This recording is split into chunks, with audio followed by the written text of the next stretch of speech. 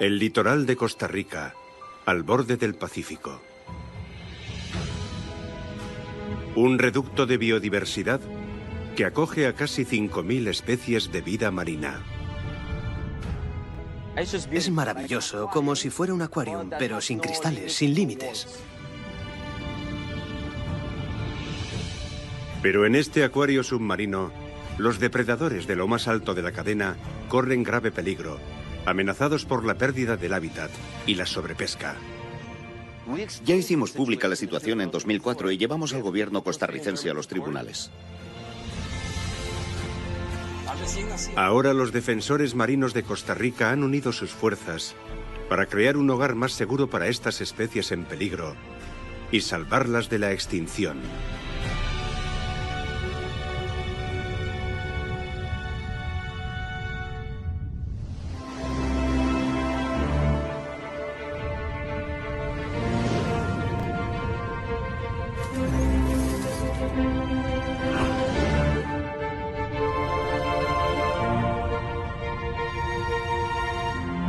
Planeta Azul Salvaje, Costa Rica.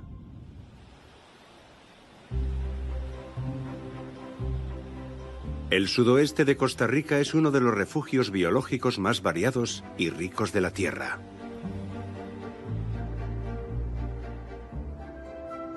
Es una tierra primitiva de ensueño, con playas vírgenes y asombrosas maravillas de la naturaleza, como Golfo Dulce, uno de los 4 únicos fiordos tropicales que hay en el mundo. Costa Rica se encuentra entre el Océano Pacífico y el Mar Caribe, en el corazón de Centroamérica. Es el tercer país más pequeño de la zona, aunque sus fronteras internacionales se extienden sobre una franja de océano mayor que toda California. Golfo Dulce es una de las 10 ensenadas más profundas del mundo, alcanzando en algunos lugares más de 200 metros de profundidad. También es todavía uno de los hábitats submarinos menos explorados de Costa Rica. Pero hay una cosa que sí saben a ciencia cierta los biólogos marinos, como Andrés López, que Golfo Dulce es vital para la supervivencia del tiburón martillo del Pacífico. Estamos en Golfito, una importante comunidad pesquera del Pacífico Sur, donde trabajamos con el tiburón martillo, donde hemos identificado una importante área de crianza para esta amenazada especie. Los tiburones martillo nacen muy cerca de este sitio y estamos aquí precisamente para eso, para buscar a los más pequeños que esperamos encontrarlos aquí hoy. El propósito de este viaje de investigación es descubrir el uso que de Golfo Dulce hacen los tiburones durante su vida, cuándo están en Golfo Dulce y durante cuánto tiempo.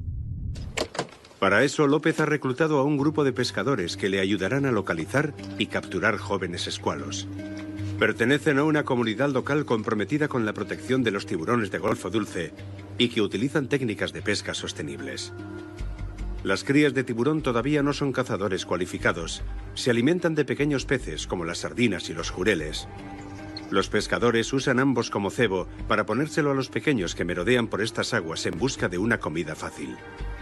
López espera capturar ejemplares jóvenes fuertes y sanos que soporten sin problemas la pequeña incisión necesaria para insertarles una etiqueta acústica en el vientre.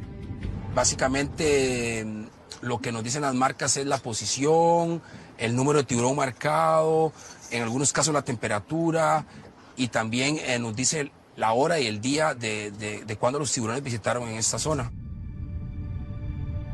Una red de receptores acústicos instalados a lo largo de estas aguas costarricenses registrarán los movimientos de cualquier tiburón etiquetado que se acerque en un radio de 1 kilómetro. Estos receptores nos revelarán aspectos de la vida de los peces martillo, desde cómo pasan sus primeros años en el Golfo hasta a dónde migran cuando son adultos y qué pasa cuando abandonan la seguridad de su refugio en Golfo Dulce para buscar piezas más grandes.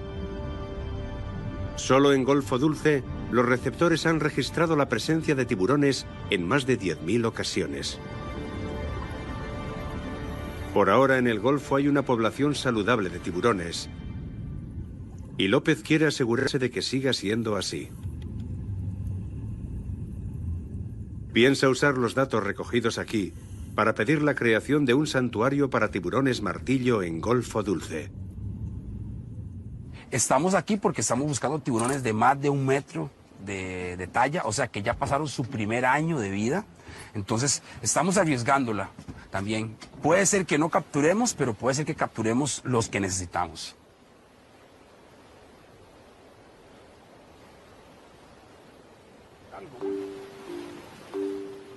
Las horas pasan y no hay suerte. Por fin parece que uno ha picado. De frente, de frente, de frente. Rápido. Es un pequeño tiburón de puntas negras, una de las 10 especies que se encuentran aquí. Eso, toma, bro.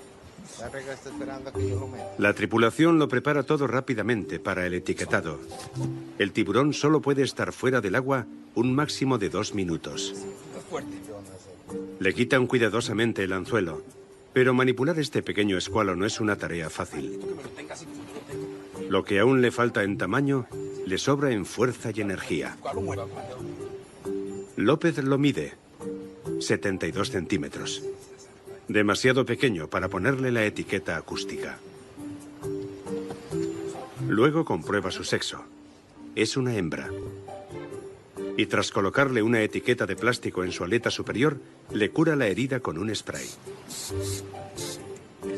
Ya se le ha asignado un número de identidad en el censo de tiburones de Golfo Dulce. Si vuelve a ser capturada en el futuro, López podrá controlar su crecimiento y con suerte le podrá insertar una etiqueta acústica, con la que registrar sus movimientos mientras se hace mayor. Donde hay una cría habitualmente suele haber más. Sin embargo, para desgracia del equipo, la marea ha cambiado y ahora trae menos sedimentos a esta zona. Con menos nutrientes de los que alimentarse, los pequeños peces han abandonado el lugar y con ellos se han ido las crías de tiburón. El equipo tendrá que regresar mañana antes del alba para probar suerte otra vez.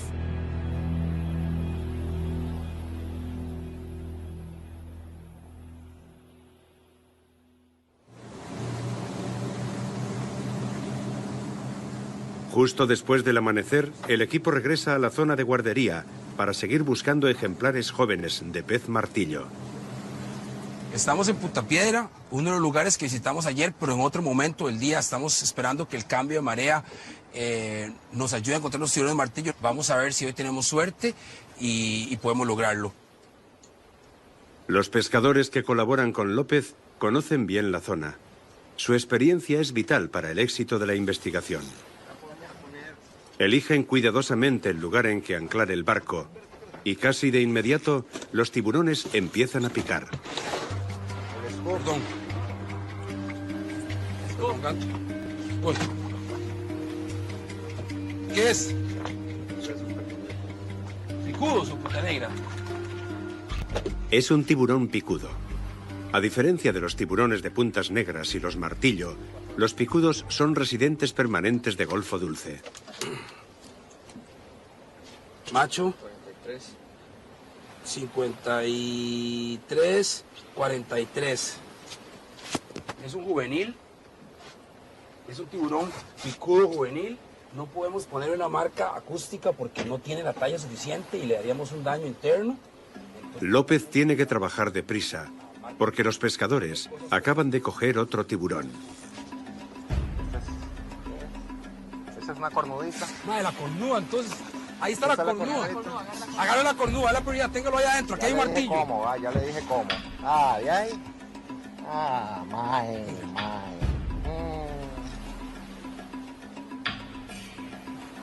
¿Qué quiere, que se la rime? Listo. Gracias, bro. Se la agarra, póngala ahí. Pongámosla adentro. Hay un martillo aquí. Este pez martillo es muy pequeño. Es un recién nacido. Es el primer bebé de pez martillo que etiquetan esta temporada. Estos son los primeros martillos que vienen a Golfo Dulce. Son los primeros. Es una hembra. Inclusive, vea, Donald, vea, aquí está la apertura del ombligo. Esto es lo que unía a este tiburón a su mamá por medio de esta hendidura es que venía la leche materna. La leche materna, los fluidos. Ya estamos medio 52, aquí estamos. La marca es la 436.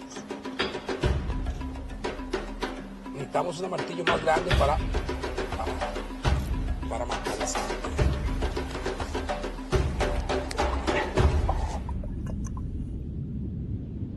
Este bebé de tiburón martillo pasará los próximos 3 años aquí, hasta que adquiera el tamaño suficiente como para emigrar hasta las islas del Pacífico Oriental.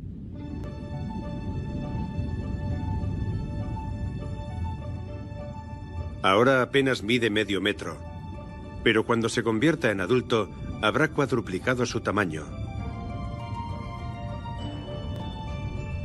Tardará 15 años en alcanzar la madurez sexual.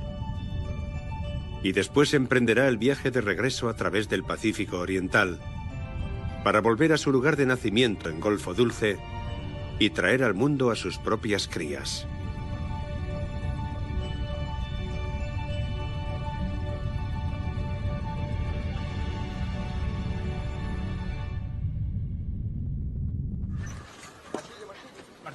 De regreso al barco, los pescadores acaban de capturar otro pez martillo recién nacido. Este parece tener tan solo unas semanas. Estamos en marzo y habitualmente las hembras no empiezan a tener crías hasta mayo. El fenómeno de El Niño ha calentado las aguas y es posible que eso haya adelantado la época de cría. Los tiburones jóvenes siguen picando. Parece que la guardería está llena de vida. Son buenas noticias para los conservacionistas y un ejemplo del valor de la pesca responsable y selectiva que se practica en Golfo Dulce.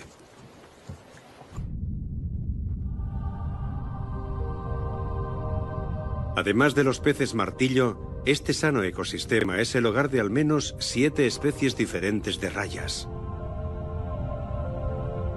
como la raya nariz de vaca. Este gran bando ha llegado a Golfo Dulce a alimentarse de los moluscos que crecen en las aguas ricas en sedimentos y nutrientes de la desembocadura de un río cercano. Las flexibles aletas de las rayas agitan el fondo marino para dejar al descubierto moluscos y crustáceos, que luego las rayas rompen con sus 12 filas de dientes moledores. Son buenas nadadoras, capaces de cubrir largas distancias, y durante el invierno emigran en grandes bandadas de hasta miles de ejemplares. Las rayas látigo también peinan el lecho marino en busca de moluscos y crustáceos. En la base de la cola, esta raya posee una poderosa arma que puede resultar mortal. Es una espina dentada que cuando se hinca en su víctima secreta un fuerte veneno que se disuelve en la herida y es absorbido por el torrente sanguíneo. La raya utiliza su aguja para defenderse de los tiburones y otros depredadores. A esta le falta un pedazo de la cola, probablemente por la mordedura de un tiburón o por un accidente en una grieta del arrecife. Con la cola ha perdido también su aguijón y debe estar muy atenta a los depredadores. Los tiburones martillo cazan a las rayas y basándonos en la cantidad de crías de pez martillo que López y su equipo han capturado, hay un montón de hembras de tiburón adultas por aquí. Muy contentos de haber venido hoy acá. La verdad es que la selección del lugar fue idóneo. Los 2 tiburones martillo que marcamos miden menos de medio metro. Esa es la talla de madurez. Me atrevería a decir que fueron paridos hace 1 o 2 semanas. Esos son los primeros martillos que vienen este año y que tenemos que garantizar que sean aquí, que continúen aquí y proteger ese lugar. Golfo Dulce es uno más de los muchos hábitats vitales para los tiburones esparcidos por los 1000 kilómetros de la costa oeste costarricense. Las aguas de Costa Rica son el hogar de 7000 especies de animales. Pero tan solo el 1% de esas aguas están protegidas como santuarios marinos. Bueno, el tiburón martillo es quizá el tiburón más emblemático que tenemos en aguas costarricenses. ¿Por qué es importante protegerlo? Porque si protegemos al tiburón martillo, protegemos a diferentes especies que están debajo de él. El tiburón martillo es una especie sombrilla, es un depredador tope, son los que se encargan de regular las cadenas tróficas, son los que se encargan de mantener el balance, el equilibrio que tanto hemos deteriorado como nosotros como humanos en estas últimas décadas. Entonces, realmente la misión que tenemos es una misión dura, es una misión difícil, pero no es inalcanzable. Los depredadores de la cima de la pirámide, como el tiburón martillo, son una parte esencial del ecosistema marino. Comedores infatigables, controlan la población de otras especies. Sin embargo, la población mundial de tiburones está disminuyendo a un ritmo de 100 millones de tiburones al año. Una disminución tan drástica del número de escualos podría tener un efecto dominó. La población de peces pequeños podría inflarse, alterando el delicado equilibrio de la cadena trófica del océano. Actualmente, más de un cuarto de las especies de tiburones del mundo están en peligro de extinción. En Costa Rica, la amenaza principal para los tiburones viene de la falta de protección exterior a los santuarios marinos. Cuando un tiburón abandona las aguas seguras de Golfo Dulce, debe recorrer cerca de 500 kilómetros de mar desprotegido antes de alcanzar la siguiente reserva marina. En esta franja de costa, los tiburones encuentran su refugio. El litoral costarricense, bañado por el Océano Pacífico, acoge a una gran variedad de hábitats, desde los bosques de mangle y la costa rocosa, a las lagunas de aguas brillantes y las playas de arena fina. Como Golfo Dulce, los demás hábitats costeros actúan como guarderías, proporcionando protección a los alevines recién nacidos, donde pueden crecer hasta que encuentren por sí mismos el camino para cruzar los arrecifes de coral y salir a mar abierto. También son refugio ocasional para los animales migratorios. Tiburones, tortugas y delfines paran aquí, antes de embarcarse en viajes maratonianos a través de uno de los corredores marinos más grandes del mundo, el del Pacífico Oriental.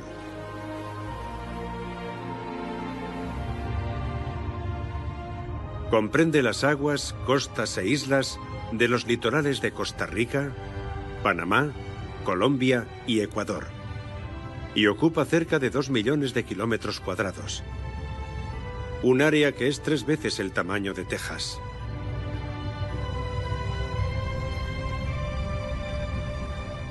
El corredor marino del Pacífico tropical oriental es uno de los hábitats marinos más ricos del mundo y es transitado frecuentemente por las grandes criaturas marinas en sus migraciones.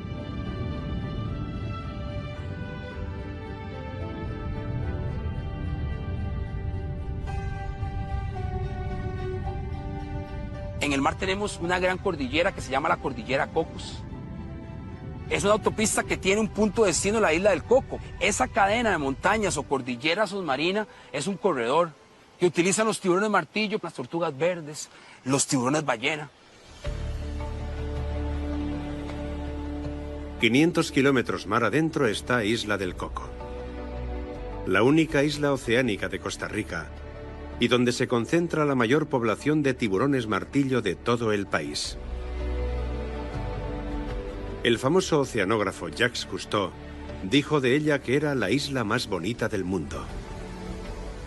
Ocupa tan solo 13 kilómetros cuadrados, pero en ellos habita el 40% de las especies endémicas de Costa Rica.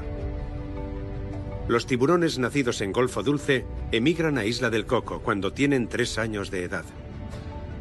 Y a ellos se unen otros peces martillo que vienen en migración desde las Galápagos, la isla de Coiba frente a la costa de Panamá y la isla de Malpelo, en Colombia. Los tiburones martillo son tiburones muy migratorios, son tiburones que no son solamente costarricenses. Nacen en Costa Rica, pero realmente se mueven por todo el corredor y el corredor tiene aguas de Colombia, tiene aguas de Ecuador, tiene aguas de Panamá Y por ende, los tiburones martillo no son tiburones solamente de los costarricenses, son tiburones del mundo.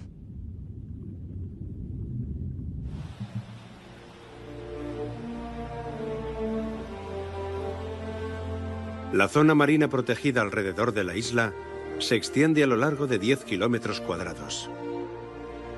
5 veces más que la superficie del Parque Nacional. Pero la isla del Coco está seriamente amenazada. La sobrepesca ha diezmado las reservas de peces en todo el litoral costarricense.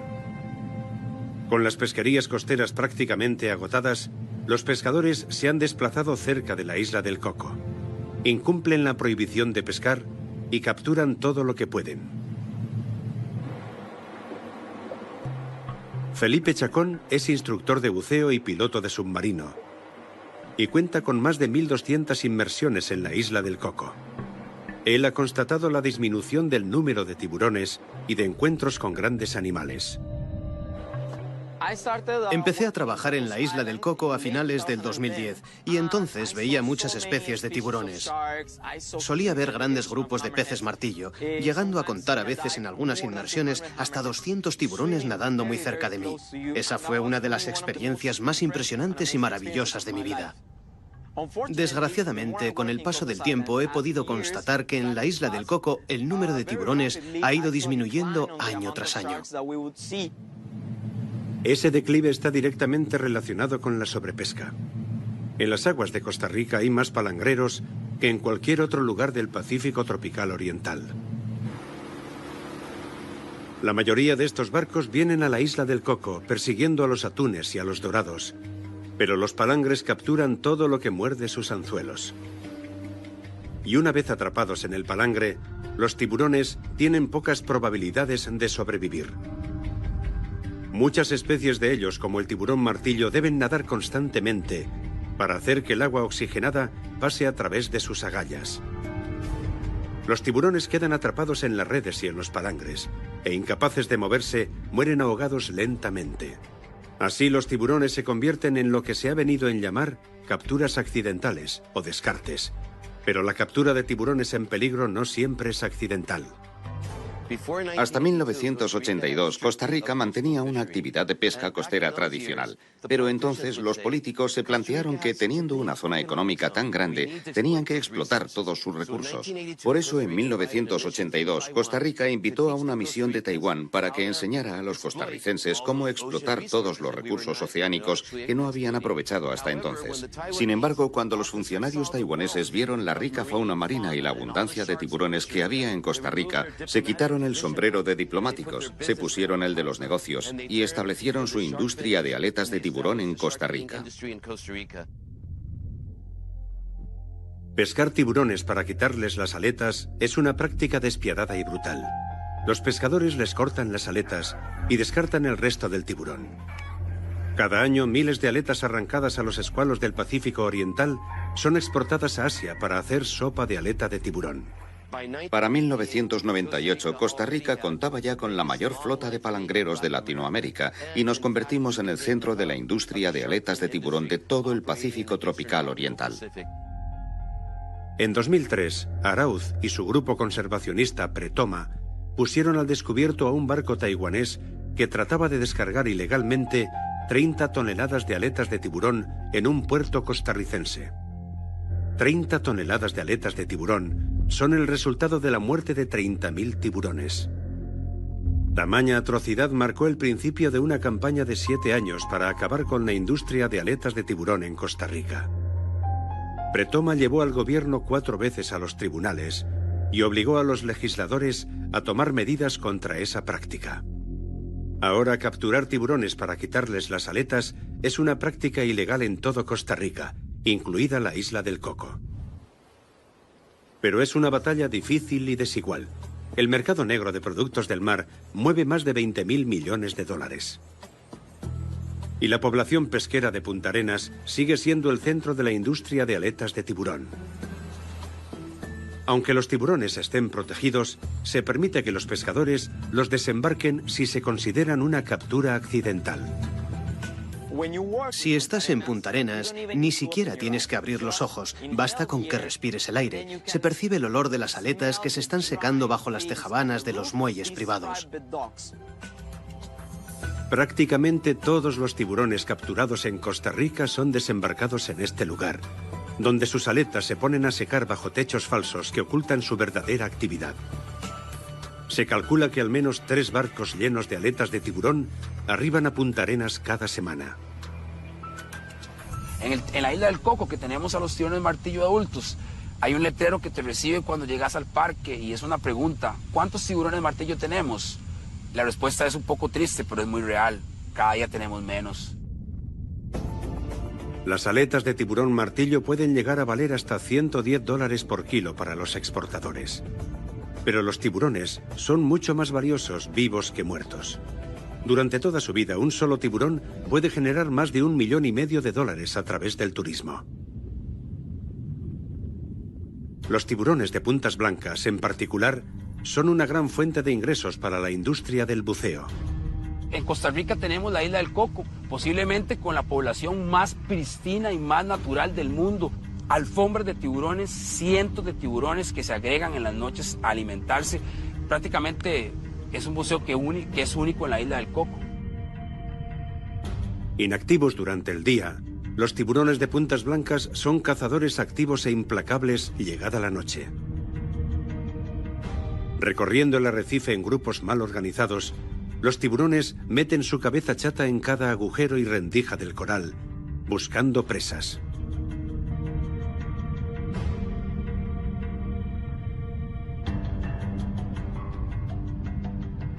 Durante esas frenéticas cacerías, los tiburones de arrecife de puntas blancas rompen pedazos de coral, que a menudo rasgan su piel y sus aletas. En la isla del Coco, este impetuoso espectáculo tiene lugar cada noche desde hace miles de años. Lo que nadie sabe es cuántos años más durará. No nos hace falta mucho tiempo para poner un ecosistema marino al borde del colapso. Las Islas Santa Catalina, una cadena de montes volcánicos submarinos a 32 kilómetros de la costa noroeste de Costa Rica, son un triste recordatorio de la vulnerabilidad de los hábitats submarinos. Nos encontramos en las Islas Santa Catalina. Son conocidas porque son estaciones de limpieza de las mantarrayas gigantes, una de las razones principales por las que la gente viene a visitarlas. Pero de pronto, en cada inmersión, fuimos detectando que cada vez veíamos menos peces en los fondos.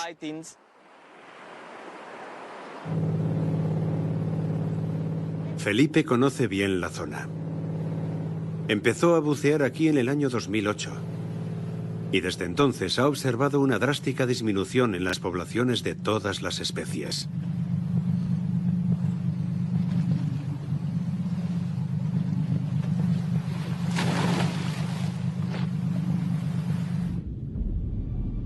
Las aguas templadas y ricas en nutrientes que rodean las islas son los hábitats ideales para las rayas y los tiburones.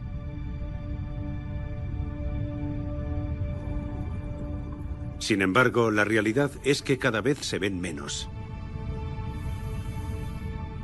En estas aguas no protegidas, los tiburones y las rayas de Santa Catalina están en franco declive, ahuyentadas por el excesivo número de buceadores y diezmados por la sobrepesca.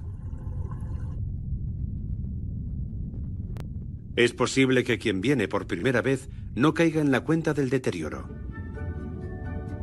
Esta zona de buceo, conocida como Roca Sucia, rebosa de vida.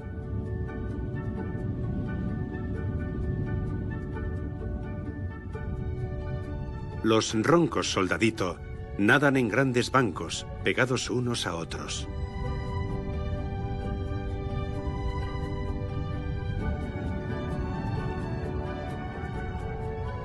Las paguaras se dejan llevar por la corriente.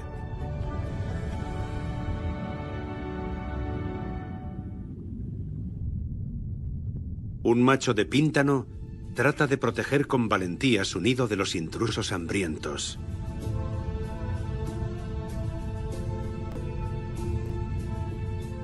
Pero sus huevos fertilizados, una brillante mancha de color púrpura, llama la atención de docenas de peces mariposa barbero y ángeles reales. sobrepasan en número al píntano.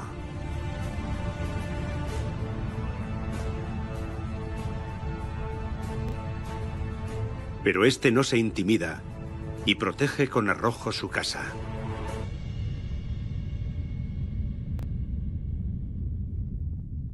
La vida en estos afloramientos rocosos es una batalla continua. Más arriba, en la columna de agua, las rayas pintadas se deslizan sobre el paisaje marino.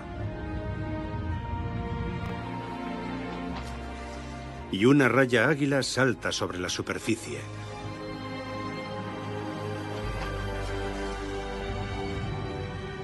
Aunque parezca difícil creerlo, este lugar de buceo es solo una sombra de lo que era hace 30 años. Yo empecé a bucear en esta zona de Santa Catalina y entonces todo lo que había aquí era una sorpresa continua. En cambio, actualmente, cada vez hay menos que ver en estos fondos. Es una zona que no está protegida y nadie la controla. Las consecuencias de eso se aprecian ya bajo el mar. 500 kilómetros al sur de Santa Catalina está la isla del Caño, un brillante ejemplo de la conservación marina en Costa Rica. Llegar a esta isla es impresionante. Sentí como si estuviera llegando a un lugar en el que alguien hubiera arrancado de cuajo un pedazo de la selva amazónica y la hubiera puesto en mitad del océano. Es increíble. Y como es una reserva, no se ha visto afectada por la actividad humana.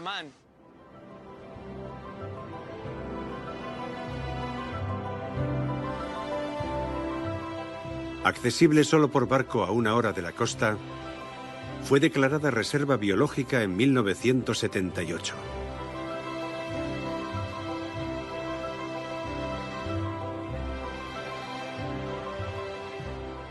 El caño y sus aguas están protegidas con mimo. Es una zona de protección total, donde toda pesca está estrictamente prohibida.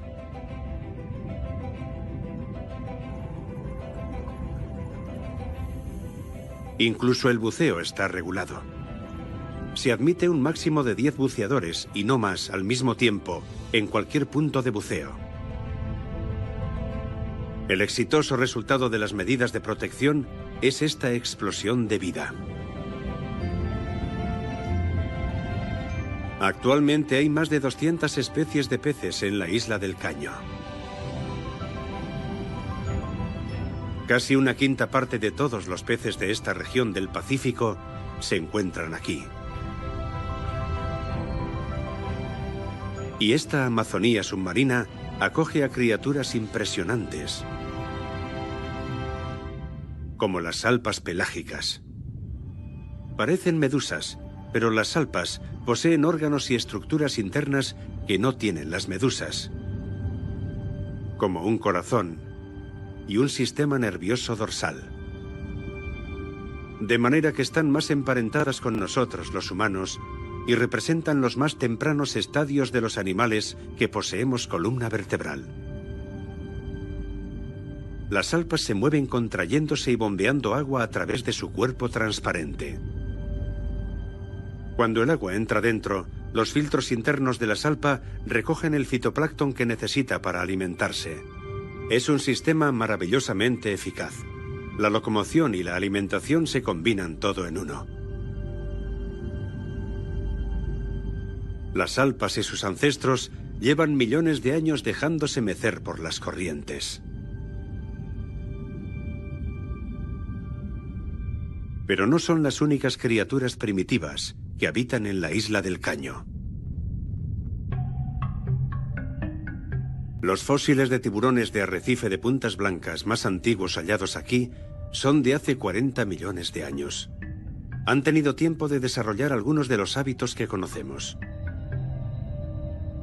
Durante el día, descansan en las grietas y oquedades del arrecife de coral, o simplemente dormitan sobre el lecho arenoso. Si han dado con un buen sitio donde descansar, volverán cada día al mismo lugar durante años. Y el descanso es el momento ideal para la limpieza. El tiburón abre su boca y extiende sus agallas. Una invitación para que los góvidos le liberen de parásitos, restos de alimento y piel muerta.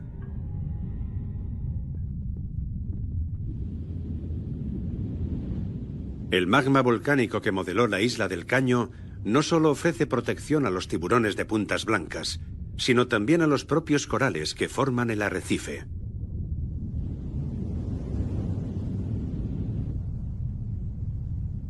Los peces pequeños pasan toda su vida en el arrecife, escondiéndose de sus depredadores entre los corales.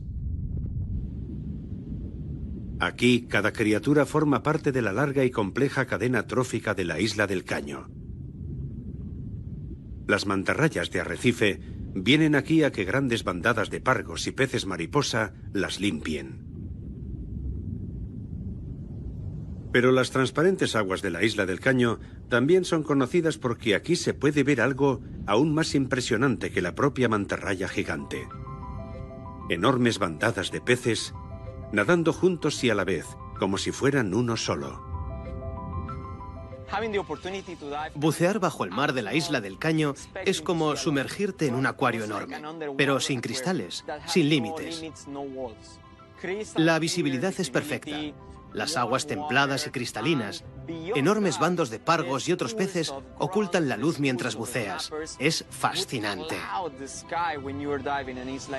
Puedes bucear a través de la bandada, atravesarla y encontrarte frente a frente con cientos y miles de peces.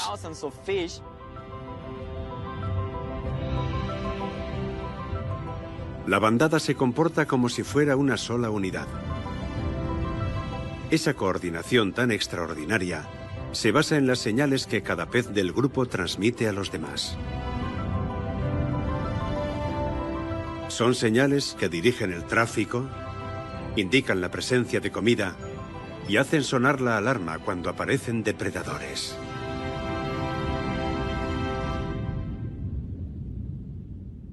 Depredadores como este bando de barracudas. Están entre los peces más peligrosos e impredecibles del mar.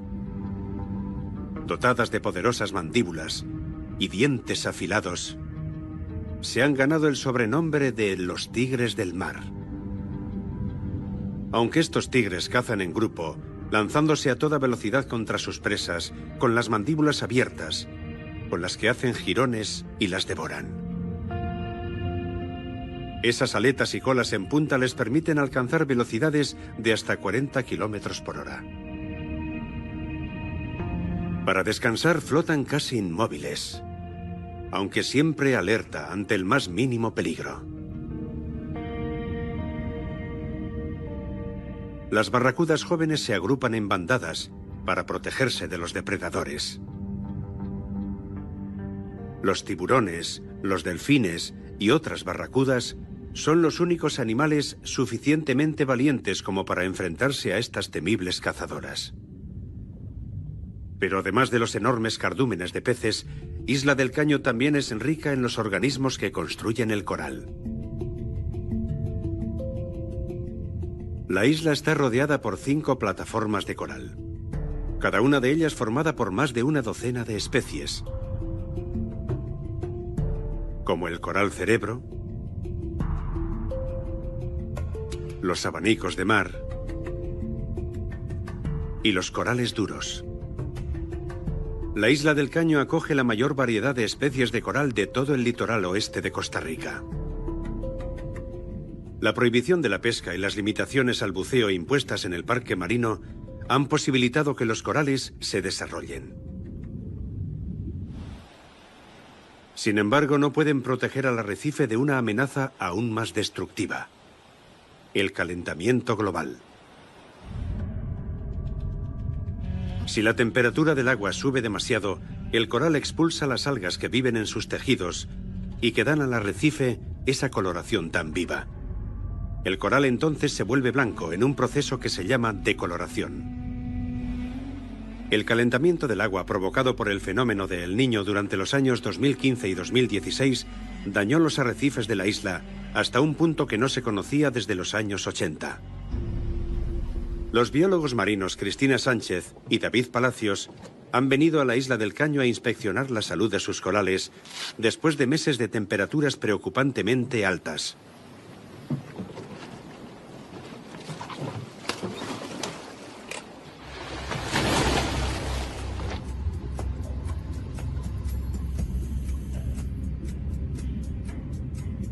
Los científicos exploran un área vedada a los demás buceadores.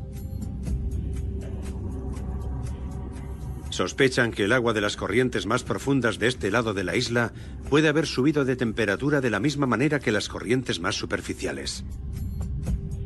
Y parece que Cristina y David estaban en lo cierto.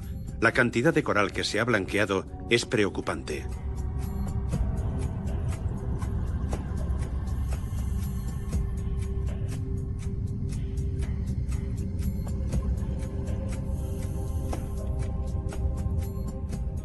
Cortan algunos fragmentos transversalmente y a intervalos, mediante una rejilla, van midiendo el ancho de la capa de coral duro vivo que cubre el arrecife y observan en qué medida está cubierto por esponjas, algas y otros organismos.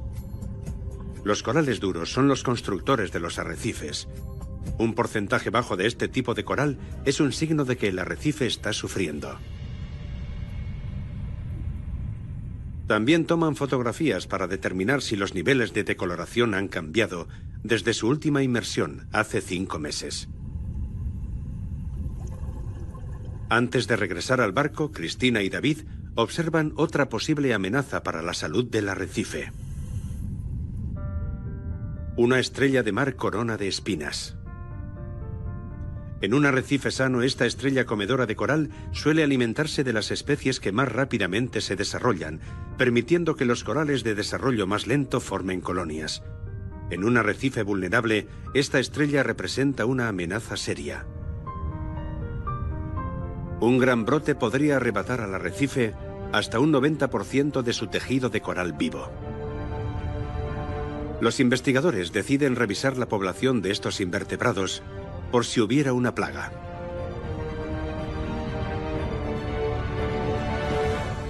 Afortunadamente, por ahora el número de coronas de espinas está en el mínimo. Pero los resultados de la prueba de blanqueamiento no son tan esperanzadores.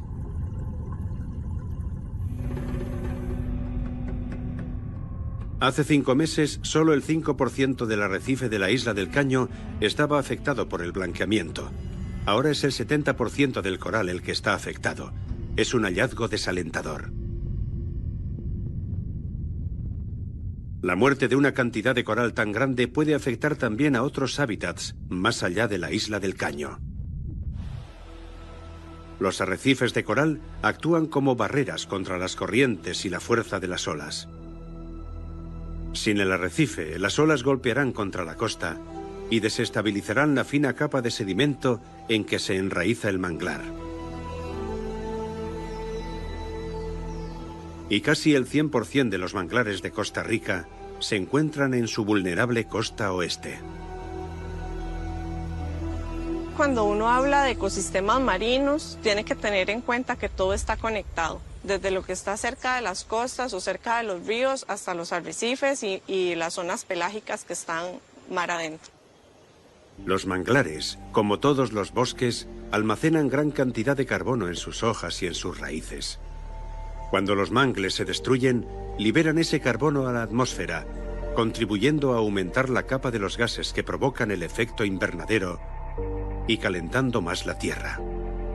La destrucción de los arrecifes y, en su caso, de los manglares, afectará a todos los ecosistemas, tanto marinos como terrestres. Los científicos regresarán a este mismo lugar antes de que termine el año a controlar el blanqueamiento del coral. Solo el tiempo y la resistencia de estos corales revelarán los verdaderos efectos del calentamiento global.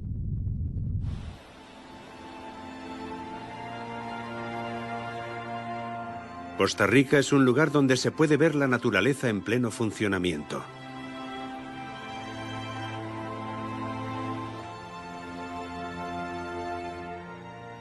Desde sus fiordos tropicales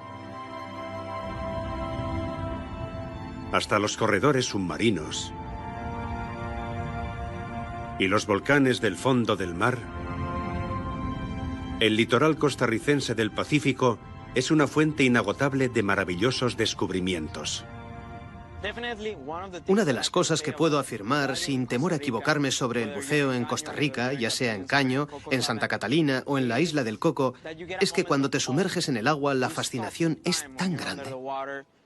Es como si el tiempo se detuviera. Cuando interactúas con esas criaturas, cuando te encuentras frente a ellas, cuando estás rodeado de rayas o de enormes bancos de peces, o cuando te topas con un tiburón, en ese momento todo se detiene y es como si tu mente se quedara en blanco.